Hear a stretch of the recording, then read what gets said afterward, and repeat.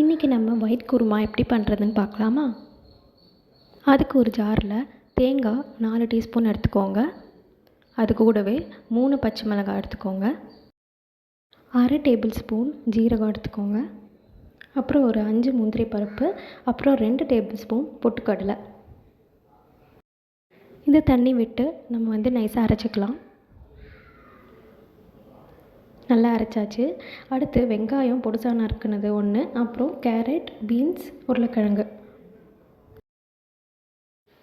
இப்போ ஒரு குக்கரில் 4 டேபிள் ஸ்பூன் எண்ணெய் விட்டுக்கோங்க. அப்புறம் ஒரு பிரியாணி இலை, 2 கிராம்பு,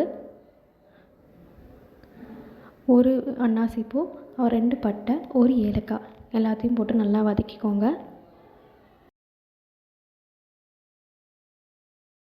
அடுத்து நம்ம நறுக்கின வெங்காயத்தையும் போட்டு நல்லா மிக்ஸ் பண்ணிக்கோங்க. அப்புறம் ஒரு 1/2 டேபிள் ஸ்பூன் இஞ்சி பூண்டு பேஸ்ட் போட்டு நல்லா மிக்ஸ் பண்ணிக்கோங்க. அதுக்கப்புறம் நம்ம நறுக்கி வச்ச காய் எல்லாத்தையும் போட்டு நல்லா மிக்ஸ் பண்ணிக்கோங்க. நீங்கள் வேணும்னா பட்டாணி கூட சேர்த்துக்கலாம். அப்புறம் கொஞ்சோண்டு உப்பு, அப்புறம் 1/2 டேபிள் ஸ்பூன் மஞ்சள். இதெல்லாம் நல்லா வதங்கினதுக்கப்புறம் நம்ம அரைச்சி வச்ச தேங்காயும் போட்டு நல்லா மிக்ஸ் பண்ணிக்கோங்க. இதில் கொஞ்சம் தண்ணியை விட்டு நல்லா மிக்ஸ் பண்ணிக்கலாம். இது கூடவே இன்னொரு 1/2 டம்ளர் தண்ணி விட்டு நல்லா மூடி வச்சிடலாம். இது ஒரு 3 விசில் வர வரைக்கும் மீடியம் ஃப்ளேமில் வச்சுருக்கலாம். அவ்வளோதான். இப்போது இதில் கொஞ்சோண்டு கொத்தமல்லி போட்டு இறக்கி வச்சிடலாம். நம்மளோட ஒயிட் குருமா ரெடி.